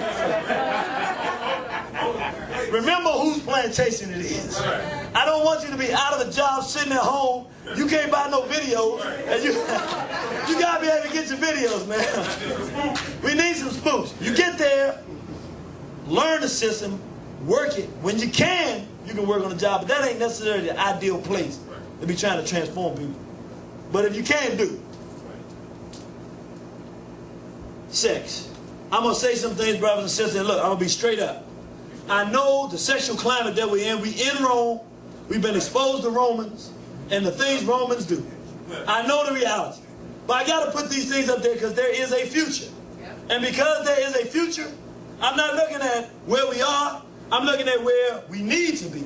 So I'm saying these things to help us to cut off the direction we're going so we can go back the right direction. I'm not trying to be overly critical of anybody because I understand we in Rome, we've been exposed to it. Drop the pornography from our diet. It's the doorway to the caves and hills of Europe. This is the thing, brothers and sisters. It can't help us nowhere in the world. Pornography, all it is the introduction to European sexuality. And I'm saying that to say, if you're into it and you're deep into it and you can't get out, at the very least, keep it away from your children. Keep it away from anybody else that can be affected by it, because somewhere down the line, as we make this move in the right direction, just like integration has pulled us off the railroad track before, just like the hat hop and this degeneracy has pulled us off the train tracks during the 90s, and we don't want this sexually crazy climate to pull us off. So we need to start now realizing that it's destructive. And that's, when I say pull the pornography out of the diet, I'm talking about the hip hop. Hip hop is sadomasochism. Hip hop is pornography for children. This flyer, I know you say, why would you put that up there? Look, brothers and sisters, this is the kind of flyers I get every week on my car. People passing it, sticking a flyer on my car, come on out. A race like this is destined for destruction. This is what's being sold. I say, this is what the European is making us. So I say, let's get out of this stuff so that when we look at this, because I know there's a time I looked at this and said, oh, can I be honest? Y'all ain't my mama said, no, you can't be honest. I'm just saying, I ain't gonna lie to you. I'd have looked and said, oh, I'm going. What time? Hey, Joe, I got a fly, Joe, we gotta go. Now I look at this and say, man, they trying to kill us. And I'm saying we all got to get to the point we see this and we ain't like, Joe, I got to go. We like, Joe, this has got to stop. Weed the European sexual practice out of the routine. Take particular care not to pass them on to your children. Brothers and sisters, and I'll say it like this. If it's a man and a woman, we're going to leave it right there. A consenting man and a consenting woman, We leave it right there. I ain't trying to go to, maybe somebody will come along later and start getting specific. I ain't going that far. Somebody got some big shoes to walking out with. I ain't traveling them roads. But I will say this. We can't be going to these, they got these, look, it's happening, so I got to talk about it. Sex parties. We can't be walking in, a brother walking in with his lady and everybody just, we can't be these crackers. We can't do it.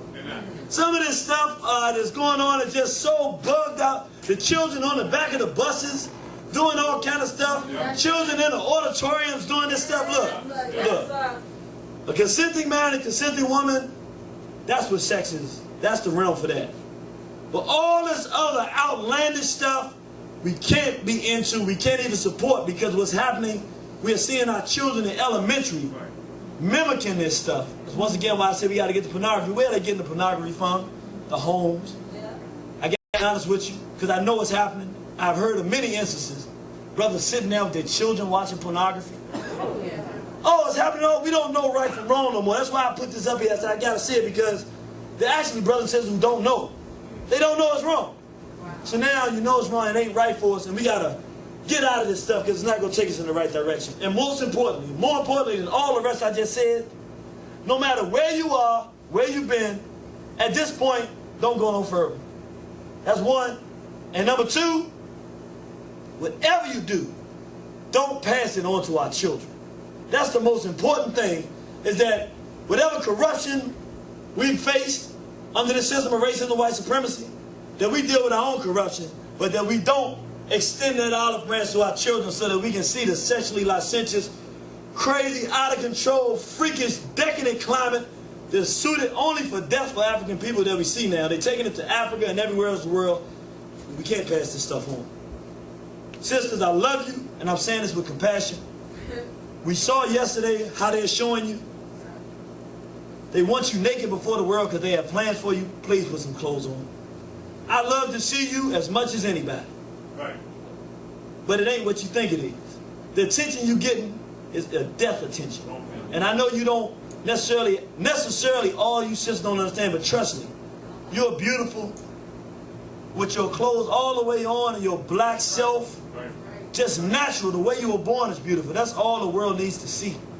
Save the rest of it for yourself and your self-respect, and for that special person in your life. The world don't need to see you like that, because all it does is give them ideas that they already have already. Yeah. We must protect our children from sexual predators, including pedophiles and homosexuals. Brothers and sisters, bottom line. In PKV, we don't wipe. Did we do it yesterday? Did we show that the homosexual and the pedophile are the same person? Yes, Was it clear? Yes. Then look, if it's clear, keep our children away from homosexuals. Bottom line. No matter how we do it, we keep our children away from the so-called homosexuals, because it's dangerous. Religion, I'm not going to get deep into religion, brothers and sisters. What I do want to say is anybody who is looking for spiritual guidance or understanding, I'm telling you, there's many places. There's Dr. George T.M. James, the Stolen Legacy. There's John Jackson. There's Dr. Yosef Ben Yakin, and many works. But if I had to tell you where to go, I'm going to tell you right here. Brother Asher Kwesi, Sister Mary Rakwesi. If you're looking for spirituality or religion or all that stuff, I'm going to tell you somewhere I know it's safe. I tell you it's safe because it's the truth. They're not scared. They're honest about our history. They teach us what we need to know about ourselves. And they prepare us for a future where we don't have to be spiritually enslaved to nobody. Not our Arab enslavers, not our European enslavers, not our hat enslavers, none of them. They have laid the groundwork for the next black spiritual religious revolution. And that's where I tell you to go. 214-371-0206.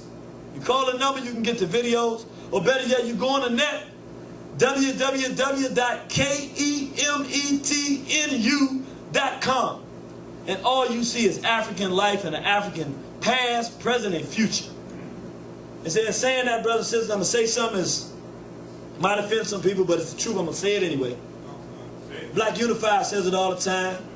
We're not mature enough for religion right now. I'm just going to be straight up. Because you have to know yourself. You have to see, our ancestors went for 40 years to become a priest. Meaning, knowledge and learning, it was something that took time. And after you did all that, then you became spiritual. You were raised in the light. We're not learning nothing. We're being miseducated in. We're not ready for that. But you know what? There's some basic principles, very simple principles, that we can follow that everybody is mature enough for. And instead of trying to be religious zealots and thinking that we can rule with the religion, I say that we need to follow some principles. Black self-respect, one. This is our sister, Dr. Frances Cress Wells, and she tells us, black self-respect, I pledge allegiance to my own black self-respect and to the respect of all other black and shades of black people on planet Earth, all of whom are victims of the system of racism and white supremacy. And I pledge to use all my life, energy, intelligence, and creativity in all areas of people activity to eliminate the global system of racism and white supremacy on planet Earth and replace it with justice so that it can be peace, so help me God. In other words, the real principle, instead of trying to figure out God and when I die I'm going to go, you know what? I got to have self-respect. And self-respect means that as a black person, I love myself, I love my brothers and sisters, I love those like me, and I got a problem that's called racism and white supremacy, and if I have self-respect, then I got to dedicate myself to stomping the system out. We can do that. Black knowledge is self and information. The most honorable Elijah Muhammad told us, how you going to have self-respect if you don't know yourself? I mean, how you going to have self-respect if you don't know the self? That's why our ancestors, see, we know he's telling the truth because he brought something from thousands of years. Master teacher, Brother Asher Kwesi, tells us our ancestors said, know thyself. Because he wants you to know yourself. You can have and develop that self-respect. Then you can look at everything else around and understand it. Know where you fit in. You know your friends. You know your enemies. You know the right direction. You know the wrong direction. Because you are the compass. And then you can determine that if you don't know yourself, you can't figure none of the rest of it out. Black cooperation and unity. It's very simple. If we come together under a social theory, common goals, common objectives, our professionals, our construction workers, our builders, our thinkers, our fighters, and sometimes you gotta have them, even the killers. If we all said, what is our role? What are our goals and objectives? Heck, you know what? We can make something happen. Those of us who went to the spirituality thing, we can have our health centers helping our people deal with the ills that are hurt. Those of us, we got some brothers out here that crackheads. Well, you know what? Look, over in Darfur, in the Sudan, we got these sand crackers. They think it's cool to rape black women and kill our babies. Look, we're going to get y'all brothers trained up. Make sure you don't transfer nothing over to our people. None of this filthy decadence. Get you right, march. We're going to send you over there a little money. We're going to get you going down through Nigeria, get your little cover. Y'all go down there and look, fix the problem. And look, don't call me until it's fixed. You ain't coming back till it's over. You know what I'm saying? I mean, everybody got a place. So he ain't no longer in our community wreaking havoc. He doing something that he like to do anyway. Saving a race, becoming somebody that's worthwhile for our people. I think you hear me. In race war, brothers and sisters, don't get scared. Don't get scared. Listen, when I was in 5th grade, 6th grade, Miss Walls, one of the best teachers I ever had. You know what she told me? And I was so mad. Miss Walls made us for Black History Month do 100 reports on Black history. I never forget, she got so mad at me. I think it was possible 28 days to do 100. You don't understand, man. I told Miss Walls, and she got so mad at me. I said, there ain't 100 black people that ever did anything. I was a 5th grade boy, she lit me up on that one. But we did it and we felt good after we had finished it. But you know what she used to always say? You're going to have to be 2 to 3 times better than them to do anything. That's right. You know what she just told me? I was in a race war. She ain't saying you in a race war. Who was they? I had to be 2 to 3 times better than who? Than whites. So as I grew up, I always knew, I didn't know necessarily who the I think I could have figured it out. Bottom line is I knew I had to do well. But when I got as an adult and I went on these jobs because I could read better than them, I could analyze better than them. Well, most of them, some of them some smart crackers. Don't let me tell no lies. Like, ain't no smart crackers. Some of the crackers pretty good at what they do. That's why the system works. But in general, for the most part, they're just a race of degenerate idiots. You know what I'm saying? They can fight like hell though, and they tricky. They can't fight one-on-one, but that ain't how they fight, so it don't matter, right?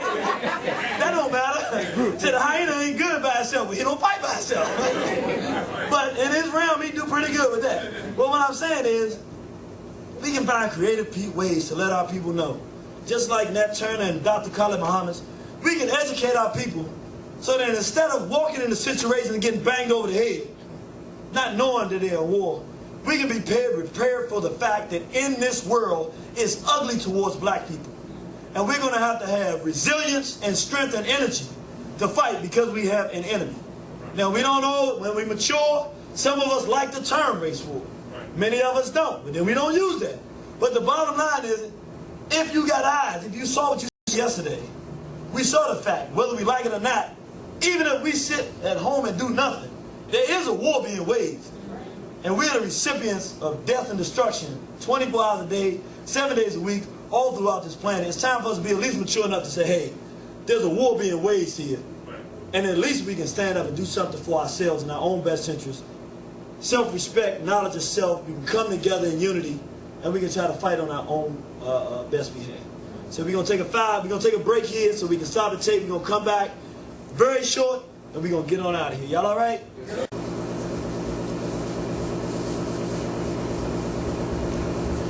All right, brothers and sisters, we back live and direct. Y'all all right? Yes, sir. Are we getting some answers today? Oh, yeah. We gotta have some answers. A lot of questions, a lot of problems. We know the things that are going on. So we're getting some things we're gonna go back home and think about and implement and do. That's right. All right, well, I feel good about that. Well, I know you didn't think you was coming to war on the horizon. Black resistance to the white sex assault. We ain't gonna get no war. Right. I mean, far be it from me to do any lecture and not try to slide it in somewhere. This ain't just somewhere. This is, brothers and sisters, as we move forward, every 20, 30 years or so, we change our minds about our condition. We decide we want to do something, and we start moving. Before we talk about really moving, I'm going to say some things that are going to be difficult for people to take, but I believe it's time, and we facing a real threat. Some very fundamental things that we have to understand. For instance, and I want to take us, I like using analogies because analogies help us to understand. If you have a hyena, I want you to put yourself, would y'all rather be lions or hyenas? I want everybody to be on board. Everybody like the lions better. Okay, we're going to be lions. Okay, we lions. When somebody comes up to you, lion, and says, which are the good hyenas, what is your answer? No. Wait a minute. What about the lion, what about the hyenas when you were walking through the wilderness and they could have jumped you and killed you, but they didn't? Are those good hyenas? No.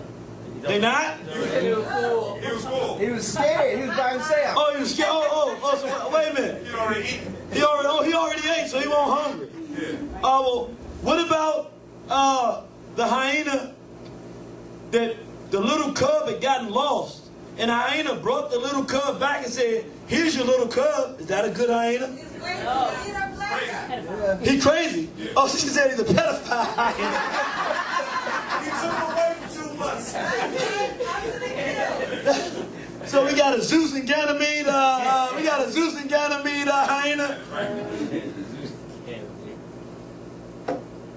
I don't want to be, you understand where you're going with this. This is one thing that happens with African people. And particularly, I'm not picking on anybody, but as African people in America, we've been face to face with this European for quite some time. We know ain't no good crackers. Even some of us get it. But our brothers and sisters on the continent still do not get it. That's right. As a matter of fact, it's something that goes deep into the history of our people. And I want to make a comparison so that we can kind of get an idea. For Europeans, they come out of a history and a culture. They have no concept of a God that is bigger than them. Even when they steal it from us and use it and adopt it, they don't get it. They've never had an idea of something called honesty or morality or ethics. That is a concept that is foreign to them. They can duplicate it in words, but throughout their history, it is not part of them. Consequently, when we see them operating on planet Earth, we see them operating without those things. Meaning, it's not a matter if there's a good European or not. Right. By the very nature and the core of them, it is not something that is part of them. Right. They cannot be good because they're an enemy, one piece. Right. But in the same way that they cannot, it's not even understand. They can understand the concept. They can't live by it because it's not in them. Right. The idea for African people that there is something so foreign, vicious, heinous, that there could be an implacable foe to African people, that there's something, a permanent foe, an enemy to the planet that is totally destructive, of which there is no good in any of it, is totally foreign to us. As African people, we have never actually experienced it, except as we have experienced Europeans. Even the virus, because some people say the European is a humanoid virus, like a white cancer cell. Anywhere they go, they just invade the body that's already there, like a virus, and just destroy it and turn it topsy-turvy. And the only thing you can do when you get a virus, is get an antibody and come and boom, knock it out. But if you don't knock it out, the virus spreads and kills the body. That's right. But I say there's only one thing though. Sometimes you have overpopulation issues and different issues, and a virus will actually come in, destroy a certain portion of the population. The virus will stop, and it actually would have served a purpose. Well, brothers and sisters, the European don't even fit the virus. There ain't no purpose in what the European does. And trying to figure it out makes us, and trying to find a good one has been a critical error. When you understand that you're dealing with something holistically that has no good, your desire is not to understand it for the purposes of trying to help it. It has nothing to be helped. It is what it is. Your object is to defend yourself against it. The scary part, we're not going to get into that today, it's too much, but the scary part is, well, what do you do with something of which there is no good, that is only destructive, violent, sexually backwards, and anti-God and anti-life? What do you do with it? That's where our issue has come, because it's a very difficult thing to deal with. We're not going to deal with that part today, but we will deal with this. As African people, we have to get mature now. And if there's anything we can give to our brothers and sisters in Africa, and if there's anything that we can give to our brothers and sisters in America and everywhere else in the world, it's to understand that you can use a cracker for a good deed or get something out of them. But the best cracker is a no good cracker. Because in the very essence, and I'm talking about to the individual one, 1, 2, 3, big cracker, little cracker, even a little baby, little cracklet, all of them, equally equal, all of them equally devoid of anything good. They cannot change. There's no repenting. There's no coming back. There's no adjusting. They're dead. There's some kind of space kind of out there thing that has no relevant reason for being on this planet, but they are here. If we understand that, then we go in understanding as lions. How many good hyenas are there? None. Who's going to help the lions? Lion. Who are the lions' enemies? Hyenas. If the hyenas offer something that will help the lions, and the lions are sure that it will help them, do they take it? Yes. Of course. Very carefully. Systems are, if they're sure, it's hard to be sure. Does that save even one hyena? No. Don't save even one of them. Because why? All of them are enemies. There's never a such thing as a good enemy. And if we can get, that's why the Honorable Elijah Muhammad, see him right here, he gave us the key to the riddle. He said the white man, the white race, is the devil. That's right. In other words, he understood that psychologically, our mind, we were on this Christianity, that God was permanently good, and down here, even though the earth turns, so up here, tomorrow's down there. I mean, I don't know what's going on. But anyway, up here is God, down here is the devil. With the one down there is permanently evil. We understood that. He said, well, that's the European. It's true. Historically, that's where our whole concept of our ancestors who developed the idea of devil, this permanently evil thing. They were talking about Europeans. They've changed it since. But the idea is that once you realize you're dealing with something that's permanently like that, do you integrate with them? No. Do you expect them to help you? No. When they brutalize and abuse you, you understand why, right? Why are they doing it? Right. Because they're evil. That's what they do. They're evil. That's what they do. That's their nature. That's their nature. Do you sit around going, I thought we were friends, Susie and I thought we had the understanding. No, Susie understood that you were her enemy. You didn't understand. And so as we go forward, brothers and sisters, I just want to say, if you on the other side of this, you're hearing this, it's really no more mature position that we can take and understand. That's why the Nation of Islam was able to do what it has done and survive under the system of racism and white supremacy, and the greatest threat for nearly 100 years because of one thing. Not all the other things helped, but there was a clear understanding in the minds of those black men and women who joined that we have an enemy who is all bad, all the time. If we can use them to get something, we do it, but we understand even when we're doing that, we're playing with fire. This is our enemy. This is our foe. Everything good should come out of us. We expect nothing but bad to come out of them. This is who we're fighting. I want you to remember that. Don't ever forget it. And if you understand that, the rest of the sojourn becomes easy, or easier. As we talk about war here, really stop thinking about it. You saw what we saw yesterday, adopting black children, right? You saw what's happening in Africa. And we just showed it's happening all throughout Africa. It's happening in the Caribbean. White sex offenders for years, I didn't bring it up, going to Haiti, molesting young black boys. I mean, I didn't, look, we had to say, you know what, if we're going to really, really put a dent in this thing, it's not just talking about what we got to do. It's something we got to do that's going to be concrete. And we got to put, you can't just say it and leave it out there. Something, so this is an attempt at a suggestion to make something concrete. In order to for concrete change, one thing you got to have is a time limit. So we're going to try to work with a time limit.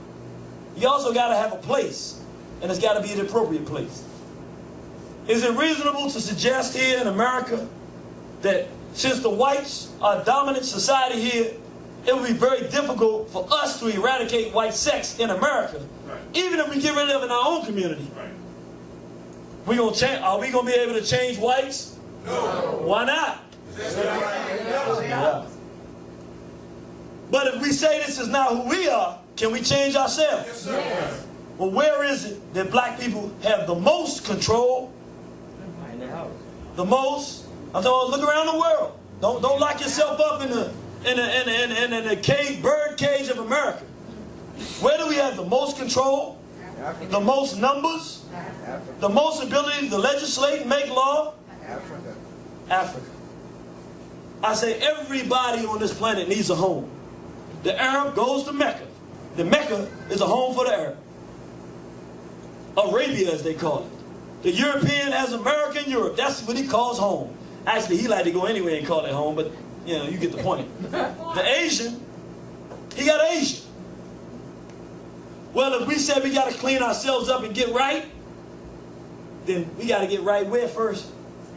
At home. For African people, where's home? It's in Africa. So I say to my brothers and sisters in Africa, Mugabe, our brother, leaders in Uganda and Nigeria who are fighting this white sex madness. The Europeans are bringing a full onslaught. Somebody got to step up for the race. We've already said the things that we're going to do practically as a race of people. We're going to well, you in Brazil, we done talked about all the different areas of people activity. Somebody got to strike a serious blow though. So I say, let's give ourselves 2 years as black people all around the world to start talking about preventing the sexual abuse of our children and stopping this sexual deviance in our communities. That means if we're on the internet, radio shows, we're talking about, hey, the pedophilia is a problem. It's a problem in Africa. If you're in Africa, you're in communities, going community to community. Look, we have a problem with pedophilia. This is what it is. This is how it works. We need to stop this. It's killing our people. Let's be on the radio shows calling up. If they're not making it an issue, we making an issue. conversations with individual people. Some of us know very influential people. If you know some people in the music industry, you say, look, you can't make an album without talking about the sexual abuse of children. Put something in there just to say this should stop. Just everybody collectively in the black world, let's start doing it. We give ourselves 2 years. We start January 1st. We're going to start today. So we've been talking about it anyway. But let's make it a collective effort. Right. We're doing it now, look. Now listen, we're doing it because we love our people. We understand what has happened to us. But the reality of it is this stuff's got to stop. It has to. So we start now. Everybody knows. January 1st, 2006, we said we're giving 2 years to educate our whole community worldwide. We got to stop this stuff from happening. Giving everybody a chance to get out. Now I know some people saying if I find out somebody mess with my child, they ain't getting out. Respect. We understand that. But the bottom line is our people have been suffering. We've been under assault. We got to get out. We do it all around the world. Everywhere. Everybody, we do the articles. We make it a point to bring this up and organize. Now, if you're a black mother and you saying my child is in, I love my child, it's the time. Now's the time. Every time you talk to your child, say, child, you got to get out. For all those brothers and sisters with so much compassion and love, it's always like, well, you can't judge. Well, you really feel that way, you feel like this stuff's got to start, you got to give people a chance right now, do something. Don't talk about it, be about it.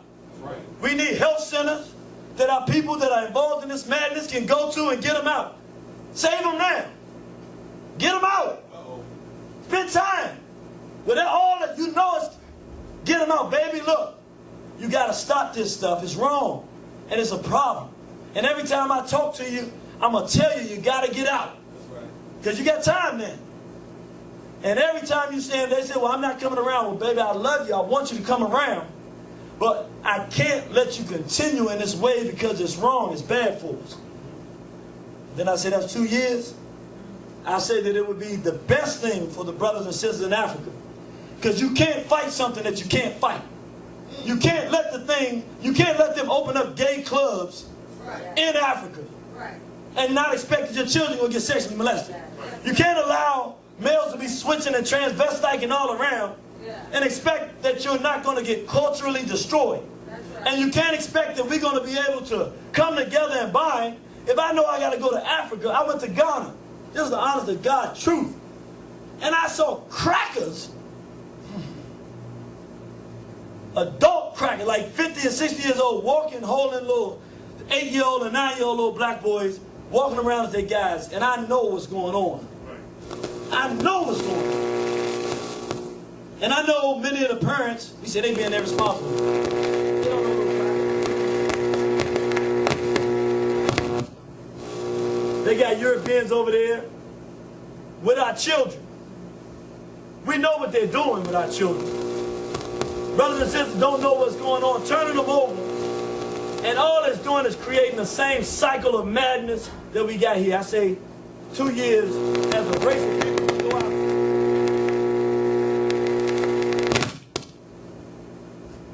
And then after that,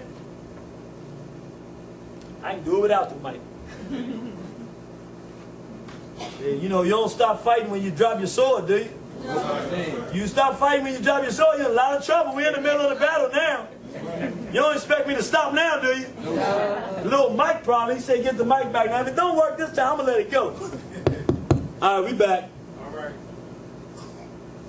Say, then our brothers and sisters, would that be 2008, January 2008, say, look, you got 6 months. I remember Mao Zedong. The Europeans had come and gotten all the Chinese cracked out on opium. He didn't hate his Chinese people, but the problem was China was falling. And it was going to become the stomping dog to the European world. He said, look, we're going to give you a certain amount of time to stop doing the opium because we know what's happening. But look, y'all steal, you rob, you cheat, you murder because this opium messes you up and you're killing the society. You got a certain amount of time. A lot of them got out. A lot of them didn't get out. You had your time, you got 6 months. And then if you're walking around, brothers, if you're walking around with your wrist bent, sisters, if you're walking around you living with that female, if you walking around, you abusing our children, you can't do it at home. That's it. That's it. Look, we'll fix it. Look, we don't got prisons and we don't got all that stuff. We like to make all these plans. So look, is it ever going to stop? Is it really ever going to stop? Well, you know what? In America, we don't really have the authority to do things that really would need to be done on that level. But you know what? At home, we got to get serious. If Africa's going to have a future, we cannot allow white sex, sexual abuse, the destruction of the relationship between the black man and the black woman, and European deviants to take it over. Right. It's threatening to do it now. We got to be serious. I know it's hard, but you know what's harder? Death, man. I ain't told you to tell you the truth, and I'm not trying to say this to sound big or nothing like that, but you know, I was doing this book. I ain't never once think what would happen if I did this, because I don't care about my personal self. The only thing that scares the hell out of me is imagining a world without black people. That's right. More importantly, imagining a world with black zombies with no black people.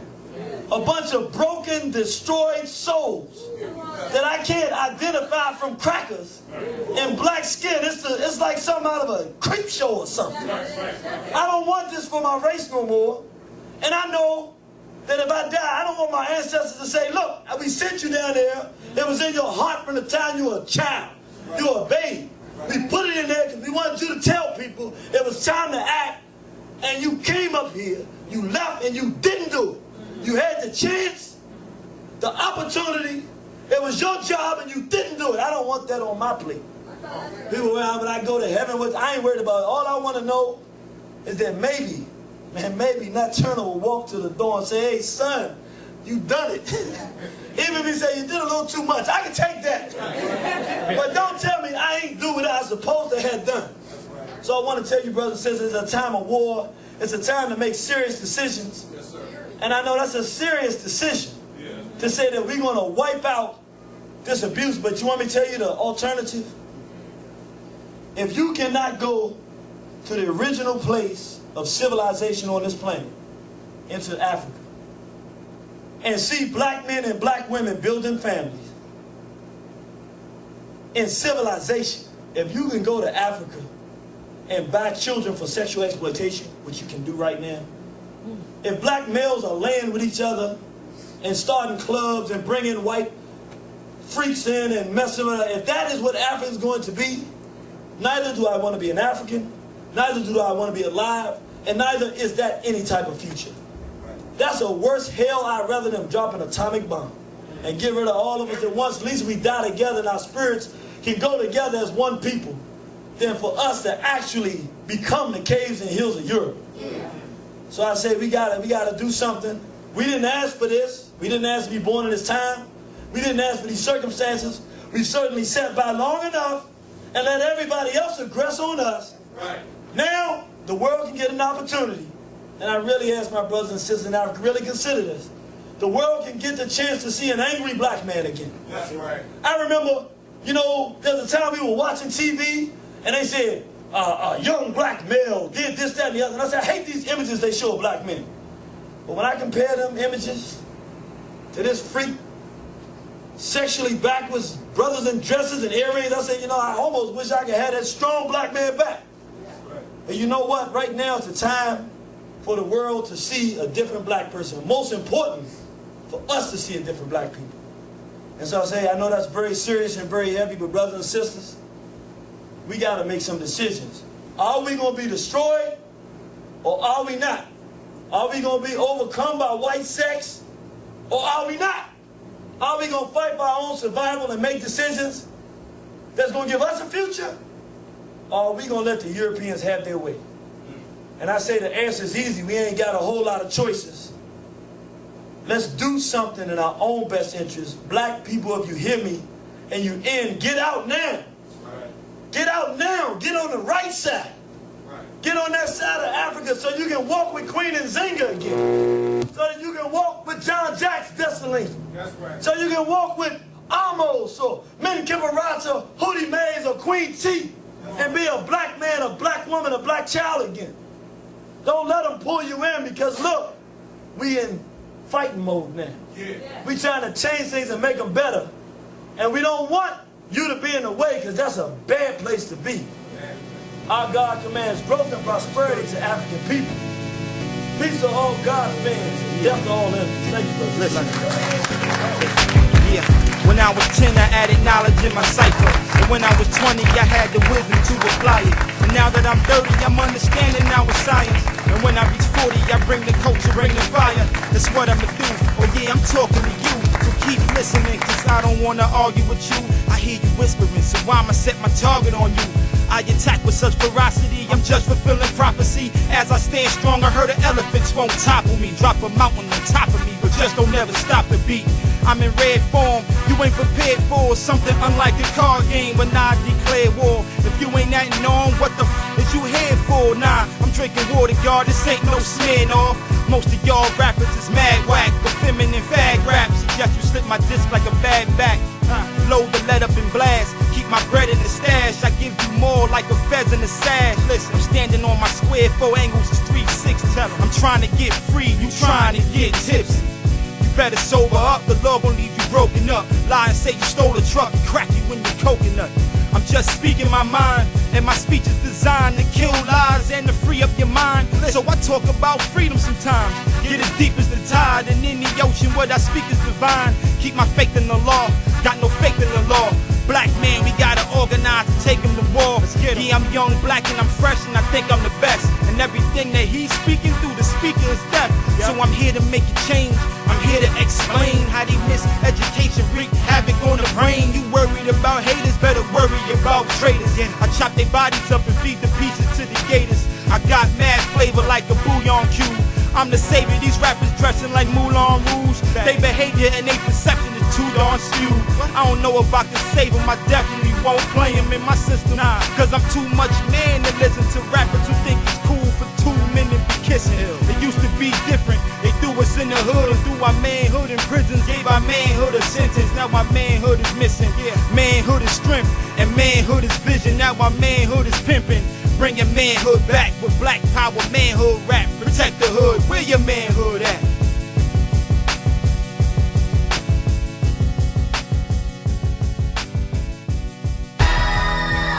Hardcore. What's up, Big O? Effeminization of the The black irritated genie. Kush, the black unified. the black male. Southpaw. Effeminization of the black male. Yeah. They say Zeus descended as an eagle and kidnapped this young boy named Ganymede. He forced this young boy to be his lover. How sick is that? The Greek god known as Zeus was a twisted cat. They say he had many faces and wore many hats. Homosexuality accepted by blacks, but when I backtrack, I see no history as European trickery. We weren't involved in such white sex acts. You disagree, the burden's on you to prove it existed. In Africa amongst the original Egyptians, show me bestiality in Kemet. Show me pyramids where homosexuality was represented. The image imprinted. You can't cause it ain't kosher. Am I wrong for fighting this 10,000-pound gorilla in the song? Bring it on. Am I wrong for fighting this 10,000-pound gorilla in the song? Bring it on. Am I wrong for fighting this 10,000-pound gorilla in the song? Bring it on. Am I wrong for fighting this 10,000-pound gorilla in the song? Bring it on. Effeminization of the black male. Take your earrings out. Julius Caesar was every man's wife and every woman's husband. Columbus raped Indian boys by the dozen. The Middle Passage, blacks yelling and suffering across the Atlantic. Chained down in pain, somehow they survived. Although effeminized by the white bandits, death and disease left some slaves stranded, floating in the ocean where their bodies were examined by the sharks. And in the dark they would follow, waiting for a taste of this human cargo. Those sharks didn't swallow, were put on sex farms, made it and forced to use white sex norms. Incest, sex with your cousin and your sister. How can we forget all that they've done to us? Am I wrong for fighting this 10,000-pound gorilla in the song? Bring it on. Am I wrong for fighting this 10,000-pound gorilla in the song? Bring it on. Am I wrong for fighting this 10,000-pound gorilla in the song? Bring it on. Am I wrong for fighting this 10,000-pound gorilla in the song? Bring it on. Effeminization of the black male. Pull your pants up, take the earrings out. James Baldwin and William Styron were interracial homosexual lovers that decided to architect and construct a new version of Nat Turner's life that would marginalize them. Damn, James, how you do that? Team up with a cracker to downplay what Nat did, put an axe to the master. You knew what Nat Turner meant to blacks. I read your poems, you had your hands on the pulse of the people. It seemed that Nat Turner represented a dangerous role before Martin King. Maybe you should review the roots, a literary genius. Why'd you let this William come between us? Nat Turner lives and he'll always be seen as the meanest slave ever, the cracker beheader. Am I wrong for fighting this 10,000-pound gorilla in the song? Bring it on. Am I wrong for fighting this 10,000-pound gorilla in the song? Bring it on. Am I wrong for fighting this 10,000-pound gorilla in the song? Bring it on. Am I wrong for fighting this 10,000-pound gorilla in the song? Bring it on. Effeminization of the black male. Take the earrings out, pull your pants up. NAMBLA, the North American Man-Boy Love Association, teamed up with gays and fought for rights. They all sick, one and the same. They think it's okay to screw boys at 14. They gone insane. Jump shot, dribble, bounce pass. It's all the same game. Blow the whistle. They foul fags more than a little. And why we practicing their sex rituals? Some say I'm spewing hate. I say they used African babies as alligator bait. Let me navigate up to 2008, 2009, 2010. They selling black kids to homosexual men and lesbos too, man, we gotta step in. Am I wrong for fighting this 10,000-pound gorilla in the song? Bring it on. Am I wrong for fighting this 10,000-pound gorilla in the song? Bring it on. Am I wrong for fighting this 10,000-pound gorilla in the song? Bring it on. Am I wrong for fighting this 10,000-pound gorilla in the song? Bring it on.